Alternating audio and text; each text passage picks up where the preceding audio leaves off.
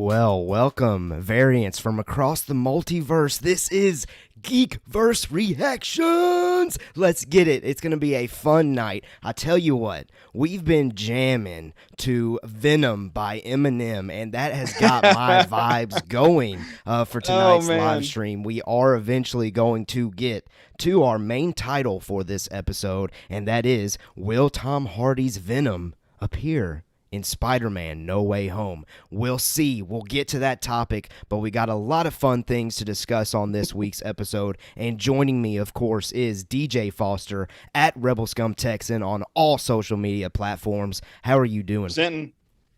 I'm representing my namesake today, baby. And we talked about this just for a second before we hit live tonight, but man, I'm sick of all this heat. Yeah. I'm ready for the fall, and so I felt it like, getting ready. I was like, I'm gonna wear a hoodie. I was like, it's kind of warm. But then Caleb's like, I'm wearing a hoodie. I'm like, I'm wearing a hoodie with you. It's hoodie weather, sweater weather. It's sweater weather. And I'm getting ready for it. I'm excited about it. But yeah, man, you're right about this Geekverse episode. We've got so much going on. Yes, vibing with Venom. Hashtag vibing with Venom. It's a thing. Venom. It's a thing now. Venom. So I'm having a good time. Just getting ready for everything that's coming our way. It's a very exciting time to be a geek. I think we've said that a lot recently. Oh, but it's always an exciting time to be a geek. You're not wrong, always, man. Baby. Not wrong.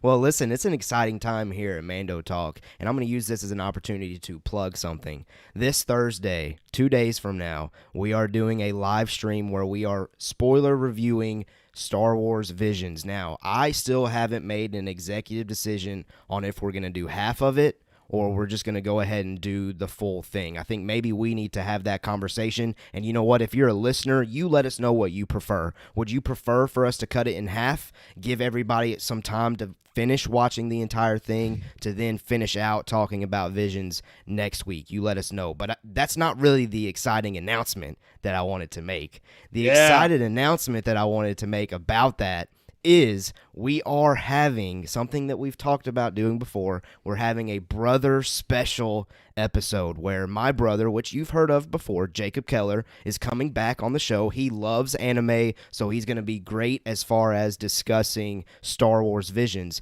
But DJ, who else is going to be on that episode? My younger brother, Gavin Foster, is joining us. Self-proclaimed fan of all things anime. Okay. And also diehard Ahsoka Tano fan. Okay, there we go.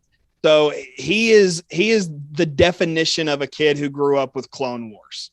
Okay. And I'm super stoked about it. I hit him up the other night and I was like, hey man, there's a chance that we can have you on Mando Talk on Thursday. How you feel about that? And he immediately was just like, sent me the smiley face emoji like 15 times. He was super excited. So I'm really stoked that he's going to be on here Thursday with us, and just looking forward, because I love talking Star Wars. I have a 13-year-old brother too, but I love talking Star Wars with all my siblings. It's just a lot of fun. And they're as dorky as I am, if not dorkier in some areas. And I love getting to do that. So it's going to be exciting having both Jacob and Gavin on the show. And I'm really looking forward to it. I think so. And it sounds like that Jacob and Gavin will be able to provide the anime expertise, because I'll be completely honest, I don't think that's us. We are just Star Wars geeks and experts, but not necessarily that genre of anime. So I think we're going to have a lot of good analysis for you guys. So again, if you are checking out Visions, which drops tomorrow,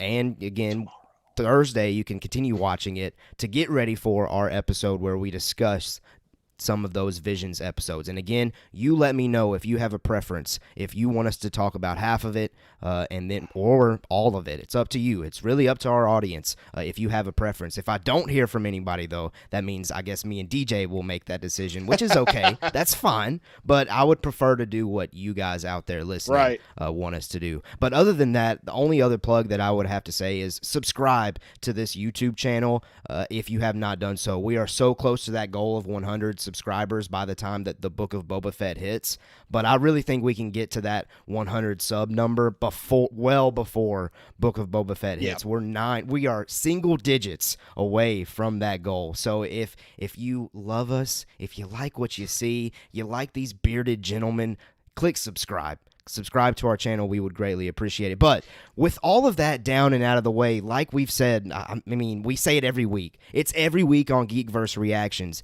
There's so much to talk about, and it's unreal, and it's topics that I think we are passionate about. It's characters that we are passionate about, and stories that we're passionate about. So without further stalling or anything else or any other plugs, let's do it, DJ. Why don't you go ahead and lead us off, because I know this first topic is something that really excites you. What do we got? 1 second. Okay, 1 second. 1 second. Oh, what's he got? What's he got? Oh, I've got on my horned helmet. Here's the thing. Our first topic comes straight out of Middle Earth. Okay. And here's the deal. You have to be ready for battle in Middle Earth at any given moment. And so this is my plastic Viking helmet. But in the original animated Lord of the Rings movie, Boromir wears one of these guys. So I'm going to leave this on for the duration of this news piece. Okay, fair enough. Hey, that's fine. Yeah, let's do it. Yeah, I thought you were about to say duration no. episode, which I'm here for, man. I'm here, but hey, it's up to you. Maybe if we ever have some really hardcore Viking stuff to talk about, maybe. But just today, I'm leaving it on for Lord of the Rings. So here we go. First off the list is Howard Shore, composer for the Lord of the Rings and Hobbit trilogies, is in talks to return to Middle Earth to compose once more. And I got to tell you, this is about the most exciting news that I've heard about this upcoming Amazon Lord of the Rings series. I mean, it's just, they've already had a few other people who worked on those two trilogies, or one or the other, jump in the pre-production side of things. And that alone is something to be excited about. But Howard Shore's music gives us so much to the levity and this everything that Tolkien wrote in his words, and also his son Christopher Tolkien, who took on the mantle after Tolkien passed back in the 70s. So with all that being said, Caleb, does this mean that the Amazon show will be connected to Peter Jackson's films? 100%. I mean, 100%. I think there's been confirmation of that prior to this news. Has there? I think it's their goal, their end game with this show is that the final thing is, and you probably know the names of all of these things that I'm about to reference as things and stuff and whatever. Yeah. But I'm pretty sure that their end game goal with this prequel series is that first battle in Fellowship of the Ring. So it's literally going all the way up to the doorstep, if you will, as far as what opens up the Hobbit trilogy, the Lord of the Rings trilogy, and everything. So with that said, I think we're definitely getting connections. But to kind of even further dive into that, when I hear Howard Shore coming in to score this series, in my opinion, that's a must. Like, this dude goes hand in hand with Lord of the Rings just as 100%. Much as John Williams goes with Star Wars. Here we are, we're a Star Wars show. I always talk about Star Wars whenever I can. It's everywhere. Right behind John, in my opinion, right behind John Williams, as far as making legendary tracks, score pieces, in my opinion, because Lord of the Rings' score is just so incredible, it's Howard Shore. So this is a home run as far as a decision, and I think it was a vital decision as far as, like you said, making these connections. As a viewer, someone watching the show is going to know, okay, this is all the same universe, sounds the same, looks the same, feels the same, and just that small detail of getting Howard Shore on board drives that home. That's a good call, man. And, I'm honestly of the same opinion. I really do think that this could connect to Peter Jackson's films. Even though Peter Jackson has denied involvement, we still have other people like Alan Lee, who concept artist and renowned Tolkien artist, helping out with the pre-production. I believe it was Barry Osborne, one of the original producers for the first 3 Lord of the Rings films, is also connected with the project. However, he, I believe, exited the project sometime in the last year. So that's kind of, one of those things where if you're a hardcore Lord of the Rings fan and follower, you may have heard about that and may have caused, some rocky terrain of thinking, if you will. But, honestly, Howard Shore, I was listening to Lord of the Rings music on the way here, knowing that this was going to be our first topic, knowing that I'm listening to specifically from the Fellowship of the Ring, the track that's called The Bridge of Khazad-dûm. And if you're all familiar, that's right up to the moment when Gandalf says, "You shall not pass," and then everything from there. So for me, Howard Shore he's right up there behind John Williams. I actually personally have Hans Zimmer right above Howard Shore. Yeah. But he's in the same party for sure. Oh, absolutely. If the three of them ever got together and had a conversation, I mean, it would just be one of the coolest things you've ever heard in your life. So moving on to the second part of this. Okay. All right. Does this excite either one of us for the upcoming Lord of the Rings series more so than it already was? For me, yes.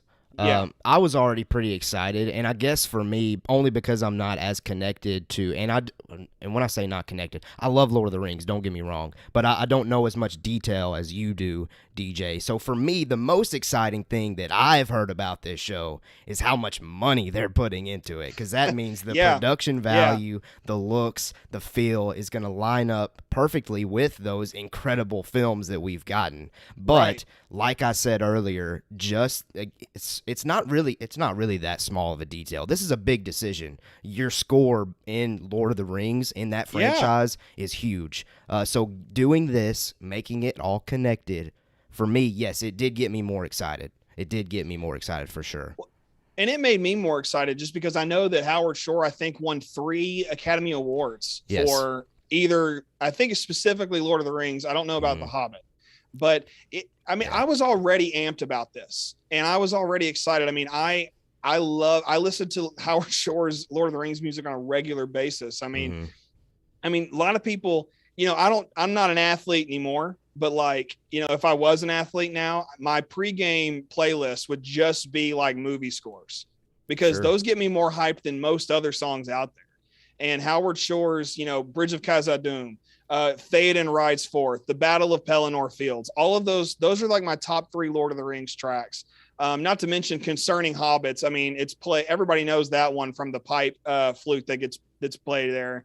And it's just such a cool piece of music and all the things. So tell us what you think about Howard Shore jumping on board with the Amazon TV series, what is about to become the most expensive TV show ever put into production, putting Game of Thrones in second place, which I throw that in there as a dig at you, Caleb, because I know how much you love Game of Thrones. But anyway, that's some exciting news. So let us know what you think. Comment below or tweet at us at Mando Talk or at Rebelscum Texan to let us know what you feel about that. Absolutely. Well, let's get to our next news piece. And admittedly, in my opinion, this is not as positive. So I'll just go ahead and throw that disclaimer out there. Dune. First of all, Dune, a great looking film coming out pretty soon. Try to make plans to go see that in theater. But this past week, the director for Dune, I'll probably mess up the way you pronounce his name, Denis Villeneuve, said in an interview with El Mundo, there are too many Marvel movies that are nothing more than a cut and paste of others. My initial reaction is why?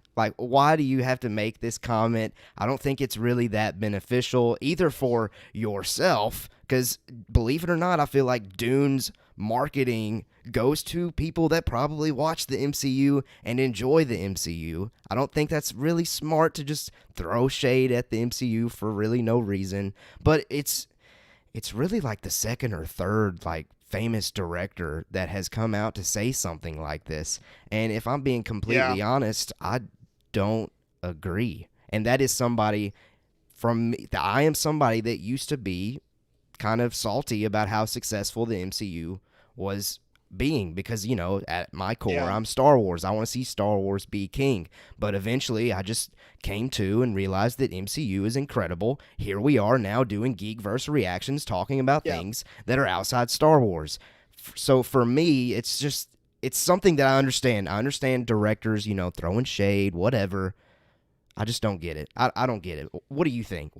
I don't get it either. I mean, it just goes to show you what kind of a world Hollywood is. And as much as Hollywood means to me, as a a massive film fan, and a filmmaking fan. The truth is that Hollywood is comprised of just cutthroat people. And that's what's so difficult to wrap my head around, because generally speaking, I'm a pretty loving guy. I'm a pretty down to earth guy. And I don't like to have beef with anybody. And when I've had beef with people, I'm like, I want to figure this out. Sure. And it's just, and so my mindset, I look at that and apply it to a situation like the Dune director, who I've been saying his name, Dennis. I don't think that's how you pronounce it, but I've never checked the pronunciation of his name, but I'm gonna call him DV. DV. So with DV over here, beef, DV. Exactly. I mean, and you said he's like the third big name director. We had Scorsese, now Spielberg, and now this, and now DV, and we're over here. I don't see the point. And to make the rebuttal to his point, and I think you'll say the same, they're not all cut and paste. Right. I mean, he's basically looking at origin stories, and he's saying, okay, so there's a tragic moment, and then this happens, and that propels the story forward. I know very little about Dune, but I'm willing to bet there's a tragic moment that propels the story forward that makes the rest of the movie so good. And if he's calling that a cut and paste, he clearly has not watched enough movies. Now, I've never seen another one of his movies that I'm aware of. And I still plan on seeing Dune. I want to see Dune, and I think it looks incredible. Is this comment going to keep me away from that movie? Not one bit. No. Am I upset about the comment? Yeah, because it's a dumb comment to make. Yeah. I mean, Go ahead. I've seen online, I think the biggest rebuttal that people are putting out there is he's criticizing Marvel for copy and pasting as he is doing a movie about a book. He's copy and pasting a book. Not to mention, it's a remake of another film as well. True. So it's a copy of a copy at this point. It's, in my opinion, it's one of those things where it's like you try to sound fancy, like, ooh, I'm a film critic, Marvel is copy and paste. Sure, if you have that opinion, that's fine. But at the end of the day, Marvel movies are making the most money out of all movies right now. So, you can throw shade at it all you want. I used to be in that ballpark. Again, I get you, DV. I've been there before. Yeah. But it ain't that big of a deal, guys. No, just let people enjoy stuff. This is a classic case of they hate us because they ain't us. They hate us because they ain't us. and that's what's going on here. And that's, I won't say that for Scorsese and Spielberg. Sure. Because they put out good stuff. Again, I've never seen a Villeneuve movie. I have no idea what he's done. So to me, this just looks like, dude, you're upset that you're not in that room, and that's really, I think, the whole story. I don't think there's any other story to go with it. So, I mean, as far as this goes, that, again, I want to reiterate, that does not mean I'm not seeing Dune, because I want to see this movie. It looks incredible, and I plan on seeing it in the theater. So when it comes out, that's where I'll be. But until then, I just think comments like this you just don't make comments like this when something is so successful. 100%. I don't really have anything else that I would like to add to that other than, like you said, I'm still going to be there to see Dune. I would personally like to be there on its premiere night. That's how excited I am to see this film. Because like I've said, I think in last week's or the weeks before Geekverse Reactions episode, I think this is going to give you like those Star Wars feels almost. Like to where, I am a big Star Wars fan. I think I'm just going to at least get those vibes from it, and that'll help me enjoy it a little bit more. Sure. All right, what's next on the news, DJ? Next, we've got some of our main topics. We're going to get our main topics of the evening, and it's a lot of really cool, very exciting stuff. From the shadows, the Batman emerges as our main DC topic of interest. I like to break things down based through universes, and our show notes will reflect that this evening. But it's been confirmed that a new The Batman trailer will drop during DC Fandom, the DC Fandom event on October 16th. So with that being said, what do we hope to see from this particular trailer? Caleb Keller. More plot details. Like the first trailer that we got was just straight up, oh, it's Batman. Robert Pattinson looks pretty sick. questionable as Bruce Wayne. That was my original opinion, but I think we'll get there. I think he'll end up convincing me once I actually see the film. So the first teaser trailer, whatever they released last event, was just like, oh, here it comes, get pumped. Here's the look. It looks sick. I think this trailer needs to reveal more plot points, if you will, and more mood setting, and just give the audience a better understanding of what to expect when we all go to the theater to see this thing when it eventually comes out. That's what I hope to see. I've seen the flashiness. I've seen the cool shots. I don't need any. I know I'm going to get more of those. I don't need more of those. I need to know what to expect when we go to see the film. That's what I hope to see from the trailer. Well, yeah, and I 100% agree with that. More plot details would be fantastic. The one thing I want to see the most out of this trailer personally is a clean cut look at the Riddler. You know, we know he's our main villain. We've already seen the Penguin. You know, I want to see that clean cut image of Ed Nigma out there doing his thing. And that I really couldn't ask for much more. You know, if I don't see him until the movie comes out, which I would think would be a terrible idea on DC's part. But you know, I think that's the thing I need to see, you know, just to kind of help me get more excited. I'm already excited. Yes. I'm going to go see it, like opening weekend, 100% going. It's just, I mean, I feel like at a point in time, there's like, man, we don't get Batman very often, but like it's become more and more frequent over the last few years. But with this one, I'm stoked about. And yeah, more plot details. I think that's probably the best thing we can hope for. You know, I could say all day, I want to see the Riddler. And, you know, honestly, just as a segue, I wouldn't mind seeing a little more of Zoe Kravitz's Catwoman. 100%. And in fact, in this last week, a promotional image of Zoe Kravitz sporting her Catwoman cowl was released.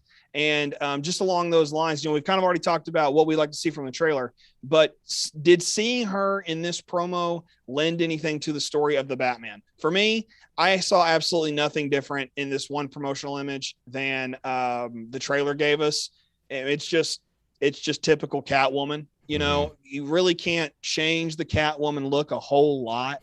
I think that the Dark Knight Rises did a pretty decent job at giving us the goggles, how they transition up to cat ears. I thought that was very cool, very different. And actually, that's something Christopher Nolan talks about in the behind the scenes stuff for that movie. So little plug there for your Dark Knight behind the scenes. But other than that, you know, nothing on this one particularly gave anything to me. What about you, Caleb? No, I mean, that was the first time, whenever you sent me that link, was just the first time I even realized that they released an image regarding her. But I didn't take anything away from it. It's cool to see new shots, but I can't wait until, what was it, October 16th, to actually get an official trailer. I think that's going to be pretty cool. What else happened this past week as far as Batman goes, though? We celebrated Batman Day on Saturday, and I just didn't wanted even to realize ask, that was a thing, if I'm being completely honest. Well, I knew it was a thing because last year I was like, oh, Batman. I don't know how I found out about it. I was like, someone's like, a Batman Day is coming out. And I'm like, Batman Day. Okay. And then I'm like, well, I'm going to go watch a Batman movie. And so I did that last year. Unfortunately, this year I was too busy to sit down and watch a Batman movie, which is always a bummer. But let's be honest. I'm always thinking about Batman. I mean, Batman's always on my brain. And that's just because Batman's freaking cool. You know, I love Batman. I think Batman's awesome. So personally, I did not celebrate Batman Day, but I'm always celebrating Batman. Yeah. And I do know that HBO Max kind of pushed that out there and was like, hey, check out all this Batman content we have. And by the way, HBO Max has a crap ton of Batman content. Yes, it does. I mean, from all across the different generations of Batman. So, you know, check HBO out or HBO Max out if you're looking for more Batman content. But Caleb, did you celebrate any kind of Batman Day? Did you do anything special for that? I mean, I will tell you that once I found out that it was Batman Day, I went and watched the new trailer again, the one that came out last year. When I say new trailer, that's what I mean, like the next Batman movie. I went back to watch that trailer, and then he scored Rogue One. He's scoring the Batman. Michael Giacchino. Yes, he released this video. This chilling video of them working on the score for the Batman. And originally when I listened to it, I was like, wait a second, this is our first look as far as score goes for the Batman. But then I realized after I kept listening to it, I was like, wait a second. I think they included this on the first costume suit reveal of Robert Pattinson's video. And so I also went back to check that out to get confirmation that, yes, in fact, we had heard that before. But there's nothing like seeing it live. All the instruments going and him directing and conducting it all. It was phenomenal. It gave me chills. Yeah.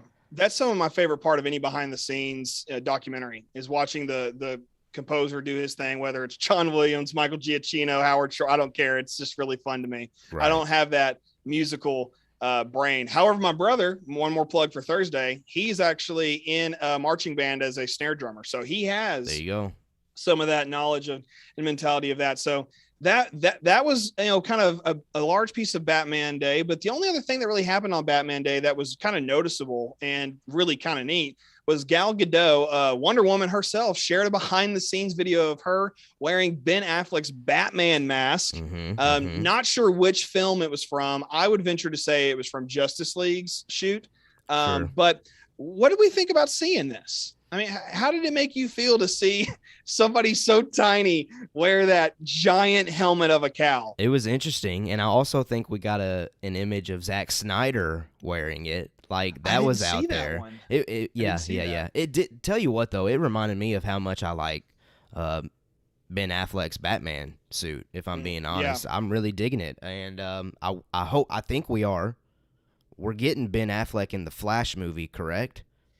Isn't that the rumor or the speculation? That's the rumor. Okay. I hope it happens. I think the more Batman we put into this multiverse movie, the better. Sure. And there's even been talks about the Arrowverse from the CW shows crossing over in there and all kinds of things. So, it's neither here nor there whether or not he shows up, but it's cool with me. It's cool with me. But no, that was really my big takeaway was seeing it.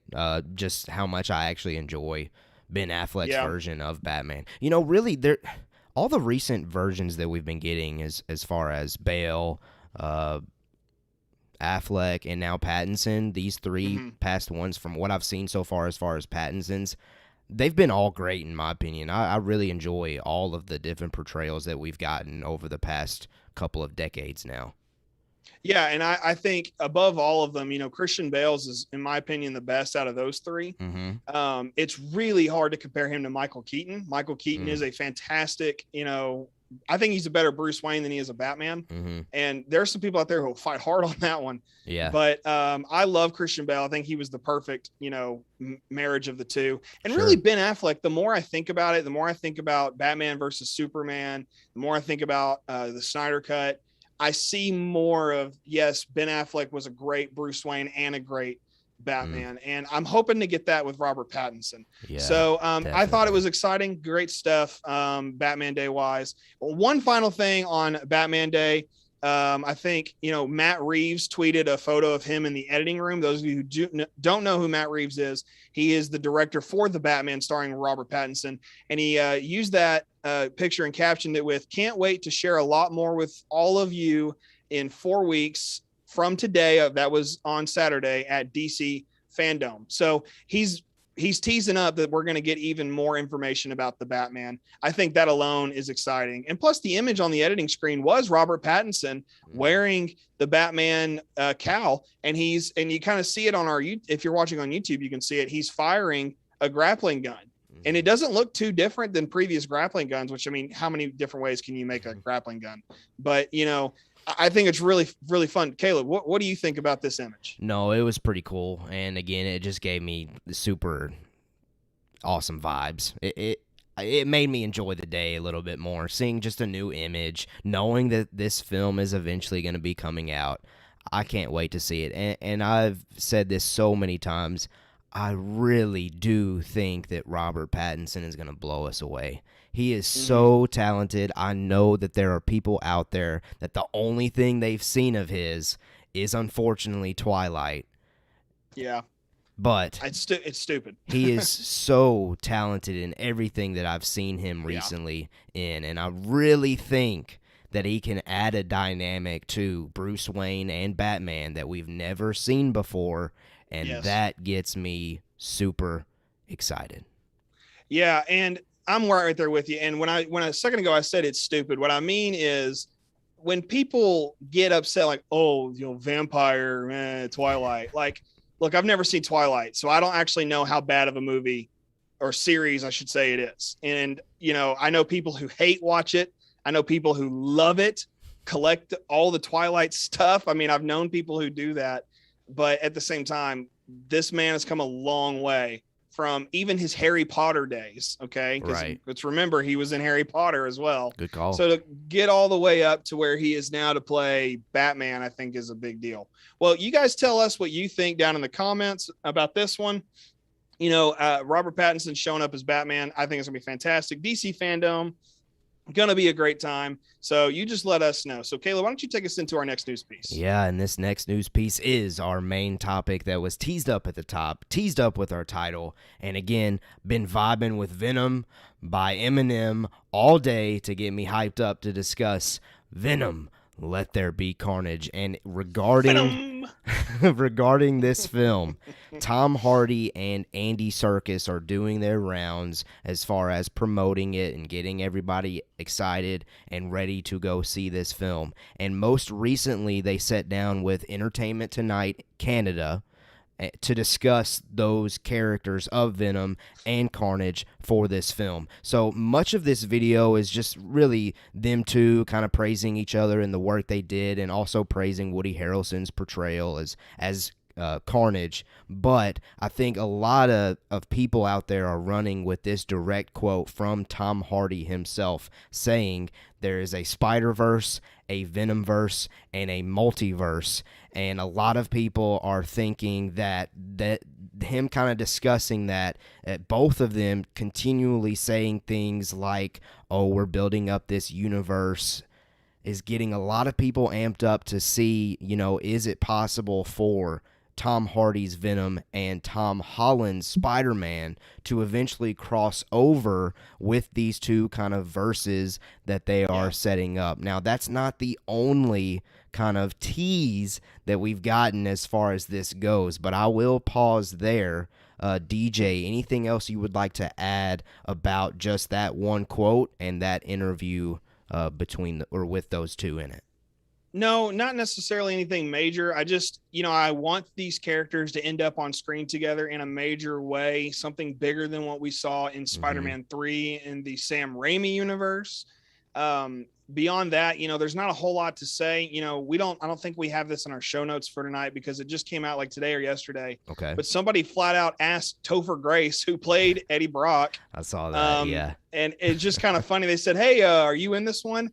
And he sarcastically responded and was like, oh yeah, I'm totally in it, and I'm gonna beat the crap out of Tom Hardy, and Tom Holland's just a dork, and I'm paraphrasing, and he goes, and then Han Solo is gonna resurrect and he's gonna show up, and Topher Grace, admittedly massive Star Wars fan, and everybody knows that. He's famous for his super cut of Star Wars prequel trilogy, and that's never seen the light of day. Unfortunately, I would love to watch it, but he kind of joked about that. Beyond that, I don't have much just to say except that I have a very high respect for Andy Serkis because of my Lord of the Rings fandom. And if I'm venturing off into a weird direction of film, I love him in 13 Going on 30. I think he's hilarious in that Jennifer Garner classic. I have a few chick flicks I really enjoy. 13 Going on 30 is in the number 2 spot behind Mean Girls. You got to watch. I think Mean Girls is like a once a year revisit. It's so good, but that's just, maybe it's me. I've seen it once and I'm good with seeing it once. You're missing out, brother. It's a good movie. It's just funny. It's just got a lot of funny bits, but anyway, love Andy Serkis so much. Have a massive respect for him. So I'll watch anything that guy does from now until eternity, pretty much. So no, sure. I got nothing else on this one. Okay, well, let's keep going because, again, there are so many small details here that can kind of, and I'll probably just reveal all of the small details, and then that way we can build into, this bigger discussion here. Tom Hardy, and I think this might be the biggest one that a lot of fans are running with. Tom Hardy was recently photographed in a Spider-Man No Way Home hat that only the production crew received. Only the people working on the film had any access to receiving said hat. Now, that photo, I was trying to get it ready for our YouTube audience. I was trying to get that photo on display for you to see it, but it's deleted everywhere. and rightfully so. If that has any indication as far as Tom Hardy being involved with No Way Home, they wouldn't want it out there. So it's hard to find it in the format that, you know, I would need to have that format in as far as showing to our YouTube viewers. But regardless, it's fact. I'm not making this up. Tom Hardy was spotted with a Spider-Man No Way Home hat. And this, has led speculation and all these people going crazy. Yeah. And so that's one thing. So let me just pause there, and I'll just go ahead and add the next thing. And that way I think we can just kind of talk about all of this all in one big thing. We also recently got a new Venom poster that says in 2 weeks the universe is expanding. We're getting bigger. We're adding things to this universe.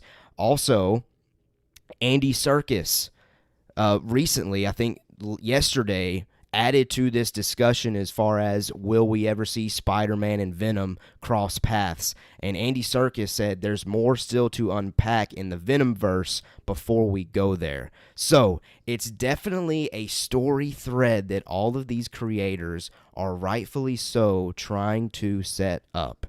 Now, let's pause there. I think that is all the facts that we know as far as teases and setups as far as these two characters eventually crossing over and seeing each other. So let's go back to the hat situation. What is the likelihood of Tom Hardy actually showing up in No Way Home? And I guess I can go ahead and give my answer. If I'm being completely honest, I think the only way that we see him is an end credit scene. I think there is too much going on in this film that I don't want Tom Hardy's Venom to be thrown in there and not get the attention that it deserves. Because there's so many other things that have all of these returning characters, this multiverse idea, like all the three different Spider-Men apparently. So let's just focus on that for No Way Home.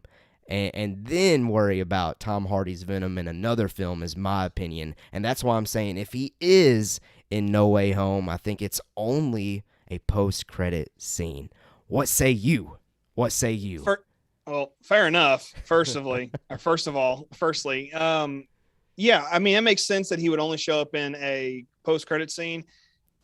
Yeah, but I think he's in it. I'm just going to be honest. I just think he's in it. Like, listen, okay. I'm an avid hat wearer. I mean, I'm not wearing my Mando Talk hat tonight. I mean, I will probably on Thursday. I love wearing hats. People who know me, who see me on a regular basis know I wear hats. Guys, I don't leave the house without knowing what hat I'm wearing.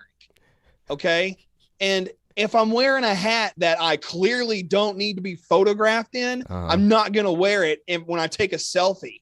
Because the picture was, to me, it was a selfie. You don't hold the phone way out here and click. And was he holding the phone? No, it was the other guy. Oh, okay. But still, like, you don't get in a picture and not know what you look like. I mean, maybe you'll take a random one in Snapchat and send it to like your best friend and be like, oh, look how goofy I look. But like, this was a clearly like, ooh, let's Kodak this moment and move forward. And that's what they did. And now I saw somebody say, oh, he's wearing some other, shirt from some other Cobra Kai. Yeah. Now people will be like, oh, does that mean he's a Cobra Kai? First of all, to those people, of course not. Obviously, because he's not in the Cobra Kai Karate Kid universe. He's in the Spider-Man universe. He 100% exists in the Marvel universe, whether it's the cinematic or not. So for him to be wearing a Spider-Man hat, dude, Tom, come on, dude. Like, if you're not supposed to let people know you're in this thing, don't get photographed or even wear the hat in public for that matter. I'm sorry. It's just a bad move. If you're supposed to keep the secret, it's a bad move. Well, and I think maybe that lends itself to, for us as an audience to believe that he was just given the hat, like as a token for appreciation. Hey, we got this Spider-Man No Way Home hat. Maybe he visited the set one day and they're just wanting to show him as far as like, here's what your character could eventually, be introduced to. What do you got to say? He visited the set because he's in the movie, Caleb. He visited the set because he's in the movie. Like, come on, man. The guy is wearing a hat. You don't just give somebody a hat. I mean, maybe you do. Okay. Like people have given me hats before. You gave me a hat. Okay. It's right. It's right there. All right. Now I understand people give away hats, but you don't give away a hat like that if you don't expect for somebody to be involved. You know, it is what it is. And so of all things to be talking about, of all the things in the world, a hat. I mean, it's just a hat, but at the same time, like you just don't do that. I mean, if you know better, you don't do it. You know, it's like if somebody saw George Lucas wearing a Star Trek hat, the world would explode. Because people would be like, why is George Lucas wearing a Star Trek hat? He's not involved with Star Trek. Oh, maybe he is. You know, it's what would happen. So, I mean, just as an example, I know it's ridiculous because it probably has never happened. But still, I think the hat thing, he's in the movie. Like, and I said this last week on the show, I was just upset that this movie wasn't rated R. Right. And I'm upset at the runtime of this movie. 90 minutes. However, I know it's like it's not even, I can watch Peter Pan in the same amount of time. Okay. That should tell you everything you need to know. Yeah. But because he's wearing the hat, it says No Way Home right across the front of it. It has Spider-Man on the hat. There's a reason that movie's short. There's a reason it's not rated R. And it's that he's in the movie. You know, I think all evidence points straight to this. If this is a murder mystery, boom, we got him. You know, it's what it is. Okay, I still slightly disagree. And that's okay. I don't know. I still don't expect to see. And another thing that I'm still internally processing and struggling with is the only reason why the MCU has Spider-Man right now is because a contractual agreement that Marvel/Disney made with Sony. Marvel/Disney have no owning rights with Tom Hardy's Venom right now.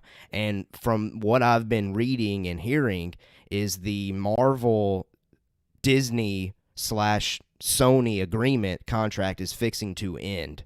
So that's why I'm saying I think if Venom is in No Way Home, it's in an end credit scene to tease a Venom 3 where we see Venom and Spider-Man clash, because that's when Sony will then have the rights to Spider-Man yet again. You threw out the line. Okay. You pulled it back. You're reeling me in. All right. I like what you're saying now. I want to continue to see Tom Holland in the MCU. Sure. I understand that there are contracts and such that dictate otherwise, potentially. But there's also this thought that people like myself, I've still not seen the first Venom movie, which I'm going to remedy probably next week. I have plans I've scheduled out time in my week to watch a movie. I think I'm going to watch Venom. Good. Yes, I'm looking forward to it. I got to finish Seven Samurai first on HBO Max. That's 3.5 hours of nothing but Japanese. And it's very hard to read the subtitles the whole time. Yeah. So that's sidebar about my life, but I'm just saying I'm going to carve out time to watch Venom. People like myself who are upset about the rating and upset about the runtime, putting him in No Way Home, I think says, you haven't seen Venom 1 or 2, go check it out. Because Venom and Spider-Man will be in theaters at the same time. I mean, they'll overlap just a hair. Maybe. I don't know. I don't know how long Sony is keeping their movies in theater anymore. Typically, studios will leave their movies in theaters for about 2 months. Right around 2 months. But I think they've adjusted that now post-COVID. Like I think it's now down to 45 days is what these major studios are sticking to. But it's still possible. So I don't mean to like just cut you off. No. But it's still possible either way. Sorry. Yeah, I think you're right. I mean, no, it's totally possible. You're right. I mean, and it's totally improbable at the same time because of I didn't know about the 45-day thing. So it is what it is on that. You know, it's not a big deal. I just think that could lend to it. You know, you didn't, and it actually kind of makes sense if it does go out of theaters within a certain amount of time before we get to No Way Home, because it hypes up the potential for their Blu-ray releases. And True. They got to make money there too. It's not, I mean, it is all about the box office in a lot of ways, but then it hits the shelves at Target, Walmart, and all these other places. You know, it's there. It's going to be there and people are going to pick it up, especially if either Venom from either universe shows up in this movie. I mean, I can only imagine if Topher Grace shows up as Venom in this movie too, because that's wild and random as well. Yeah. It very easily could happen because we already got Doc Ock, apparently Sandman, and also the Green Goblin. I mean, that was 100% Willem Dafoe's laugh. So it's very possible any one of these Venom guys could show up. I mean, and all of this because of a stupid hat. Well, of all the things. See, I could still keep going because I do think. See, I'm of the belief though that we are getting a reference to Tom Hardy's Venom. If we don't see him, I think somebody's going to make a statement about him in No Way Home. Yeah. And just fair. So that's a little bit of a tease as to what could potentially happen. Because, okay, Venom 2 is Carnage. How do you top that with a Venom 3? The answer is Spider-Man. You only top it with Spider-Man. That's absolutely. The answer. So I feel like that's what it's heading to. Is a Venom 3, or where they market it as like they did with Batman vs. Superman, or they market it kind of like that, where it's more so like a sequel for both of those characters, if you will. Sure. Yeah, and I think it creates a whole new Sony Spider-Verse situation. I mean, you can call it whatever you want, but it goes to show us that Tom Hardy and Andy Serkis both are sitting around here talking. I don't know why nobody's asking Tom Holland, probably because they know he'll spill everything. You know, the dude just cannot keep his mouth. He's done really well, actually, with No Way Home. He's gotten a lot better. Yeah. But all that to say, I think you're right. You know, especially when we look at this Andy Serkis quote back from the 20th or I believe it was yesterday. He says there's more. You already read it, but I want to reread it. There's more still to unpack in the Venomverse before we go there. And when there is in reference to Venom making a debut in the MCU. The MCU, I'm sorry, at this point, if Tom Hardy's Venom and Tom Holland's Spider-Man both end up in a movie together, Venom's in the MCU by association. Sure. I would agree with that. And that's how I'm going to look at it. And that also means Carnage is in the MCU by association. And to borrow a phrase from Star Wars, that makes it canon. Facts. And that's where we're at with What If right now. I mean, What If is this multiverse where the watcher's out there watching all these crazy scenarios take place. But even as he's watching, he even iterates at the beginning of the very first one. Hey, in a different universe, Steve Rogers became Captain America. But in this universe, so he's aware of it. And I think within the multiverse, we have a Carnage, we have a Venom. I don't see how hard it is to just listen, you take this amount of money, we'll take this amount of money. We'll pay whatever you want to pay. We just want Tom Hardy in the movie. It's just not that. I feel like it's not that hard. I remember a few years ago, Hugh Jackman talking about whether or not the X-Men could show up with Spider-Man in the MCU, which at the time were all in 3 different franchises. Yeah. Right now, Sony's the only holdout. So waiting on this to happen, I want to see it happen so bad. And I know we're kind of running out of time here, but at the same time, I'm just like... See, again, there's so much I could say. There's so much I could say about this topic. Like, for one, to the thing that you just said, one of my favorite guys I listen to on YouTube, Robert Meyer Burnett, he always says this: it ain't show friends, it's show business. That's my rebuttal to the, you take this amount of money, you take this amount of money. Second thing I want to say, just to maybe segue and end this conversation a little bit, I am interested, once you see Venom, I want you to consider this when you watch it. Whose portrayal of Spider-Man would pair better with Tom Hardy's Venom? Because in my personal opinion, I think Andrew Garfield honestly goes with him best. And maybe you'll better be able to answer that once you actually see Venom.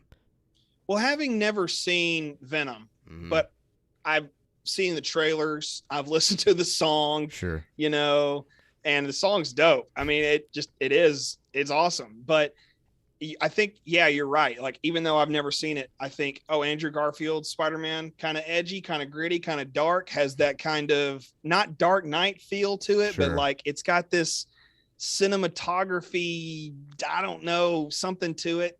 And it feels a lot like Venom, I feel like. And if that's what, if Andrew Garfield came back and was Spider-Man and that was his Venom, that would be wild. See, what if we get like a No Way Home scene where we look into Garfield's verse, if you will? Oh my gosh. And it's him clashing with Tom Hardy's Venom, and there's our tease for Venom 3. Wouldn't that be something? I mean, to have Andrew Garfield just come back, I mean, would be insane. Yeah. I mean, and like we talked about this in the previous weeks, previous episodes of Geekverse, but Andrew Garfield's making the late night rounds, or he had been making the late night rounds. I haven't seen anything this week. I doubt that maybe we're over that hill now, but yeah, maybe it's Toby next. Oh man. They start interviewing Toby, it's a done deal. All three of them are in the movie, you know, it's a done deal. But it'd be cool if like we peel back the I don't even know what to call it, the curtain, I guess, of the multiverse, and the spider webs of the multiverse. Yes, there you go.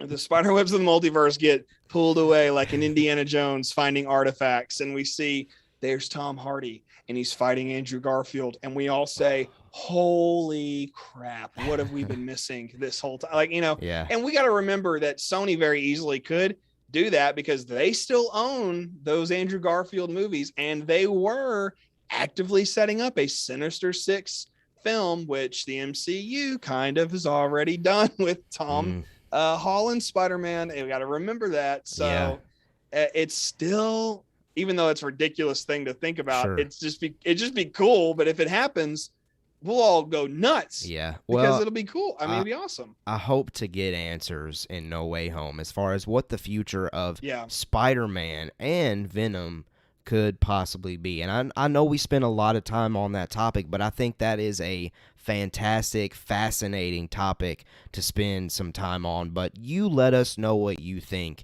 If you think that we are going to see Tom Hardy's Venom in the MCU and maybe even No Way Home, please let us know. We would love to have a conversation about that. But let's do this. One final thing. What we've been doing the past few weeks is we've been discussing What If, and we've been doing What If spoilers. However, your boy here hasn't even seen episode 6 of What If, so we can't necessarily do that this week.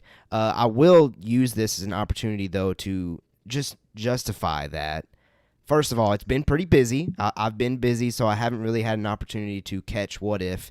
Admittedly, I've been more excited that college football and NFL is back on the weekend, so I've been watching that over What If. And secondly, I think maybe I'm just struggling to stay engaged because I know that each episode changes and focuses on other characters versus the previous weeks. But DJ, you mentioned something off air that they're going to start bringing some characters back. I've heard the rumor, whether or not it's accurate, they're going to bring in the different people we've already seen in the previous What If episodes and do something. Like I heard that Captain Carter's coming back, which like I 100% for. That's been my number 2 favorite of the whole What If series thus far, with Doctor Strange holding the number 1 spot. It's been, for me, it's been very hard to beat. And talking with different people here, just, you know, at home at different times, you know, people are like, oh, I really liked the whatever episode rather than this episode, you know? And so hearing about this potential of let's bring in, you know, Spider Strange, and let's bring in Captain Carter, and let's bring in Star-Lord T'Challa. Like, all of that's really cool. I will say this, though, about What If. I am surprised at how many times Chadwick Boseman has appeared as the Black Panther in this series. You know, up to this point, I've just been under the impression he was only going to be in the one, and I think he's been in at least one other. And it's just kind of like, and I won't say anything about this week. Not that he's in it, because I don't actually remember. But it's this week's episode was good. They've all been good. Yeah. You know, this one was kind of probably the most not out there, but definitely one of the ones I was like, I don't really think I needed this one. Okay. But it was good. Like I sat there and watched it, and I was like, I try to be very objective when I view a movie or a TV show for the first time. Sure. And with that one, I was like, yeah, I see it, but I don't think I really needed it. So when you go back and watch it, we can all talk more about it, but all that to be said, there is those rumors that it could be, other characters from previous episodes coming back. Whether or not that's accurate, I don't actually know. Okay. But I'm pretty sure I'll end up watching What If tomorrow, if I can squeeze it in with my Visions watching. Right, and that takes priority for me at this point, for sure. I mean, those of you that are listening, you know who I am. You know how I am. Star Wars always takes first, takes the cake. I'll be scarfing into that cake tomorrow with Star Wars Visions. I'm gonna get my big bowl of cereal, and I'm gonna have some cinnamon rolls. Yeah, it's my scrambled eggs and bacon, and I'm gonna have me a big breakfast, and then I'm gonna pull out just Star Wars Visions and just consume all of it at once. Well, I'll be jealous because I don't know if I'm going to be able to watch it before I have to go to work tomorrow. So that means I'm going to have to try to watch as much as possible when I get home tomorrow night. You just got to get up earlier. If that's even a possibility. I could, but my boss is evaluating me tomorrow. So, I got to be on my best game. I got to be on my best game. Tuck your shirt in, wear a tie, wear a Star Wars tie. That's what you should do. There you go. That's what you need to do. By the way, I want to say this very randomly. Caleb does not know I'm about to say this. For those of you listening or watching, I was at Ross the other day, and I meandered through the toy section. I mean, it's right next to the baby section. I got a baby on the way, so we're looking at baby stuff. And I see a Black Series figure of Jar Jar Binks. Almost bought it for you. And really? I know that's I know it's like saying I almost got you this gift, but I was like, sure, man, if I could get anything for Caleb, it would be this. And I was going to hey man, can you give me your address? Just ship it off to you. And I've almost gone back and looked for it. Yeah. I think I'm going to go back and look for it. Hey, that's up to you. I'm not going to try to persuade you. Not at all. But hey, I know appreciate the thought. I know how much you love Jar Jar Binks. Oh, absolutely. And if you don't love Jar Jar Binks, where you at? Come on. Nice little TikTok reference there. Yeah.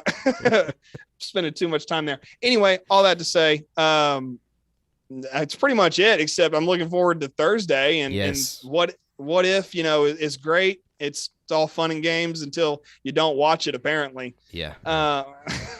But you know what? Good luck to your evaluation tomorrow. Thank you, sir. Everybody watching or listening, shoot Caleb a DM, tweet at Mando Talk. Tell him, hey, good luck on that evaluation tomorrow. Those are big deals. That's a big deal. Yeah, we'll see. Hopefully I execute well. But I do know this.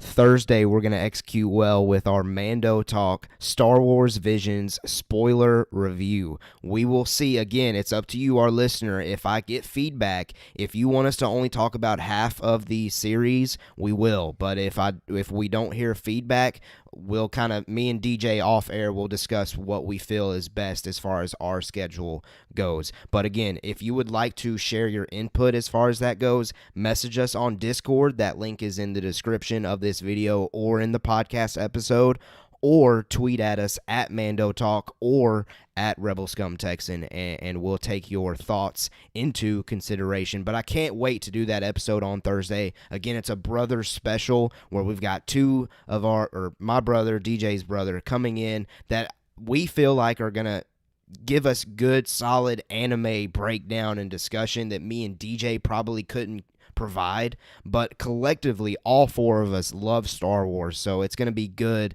to see both of these things that have great fan bases clash and collide and blend so well together, and I can't wait to discuss that on Thursday. And other than that, subscribe to this YouTube channel if you have not done so already. Hit the like button, share it with a friend. If you're just listening on podcasts, we appreciate you there. I get it. Podcasts are very convenient. We're busy. I'm busy. So if podcast is the only way that you can take us in, I appreciate it. I don't want you to think that YouTube is the only way. I appreciate you if you have my voice going through your ears right now, wherever or however you're listening. I greatly appreciate it, and that's all that I have to say about that. So I'll pass it on to DJ to get us out of here for this week's edition of GVR Geekverse Reactions. I had a ton of fun. Let us know what you thought of all those news pieces, and I'll quit talking. I feel sorry that anybody has to listen to my voice. You know, I'm not the most appealing vocal presenter out there. Hey, but you know what? I appreciate just being able to have these kinds of conversations with you, my Mando Talk, my Geekverse brother over there, up in Tennessee.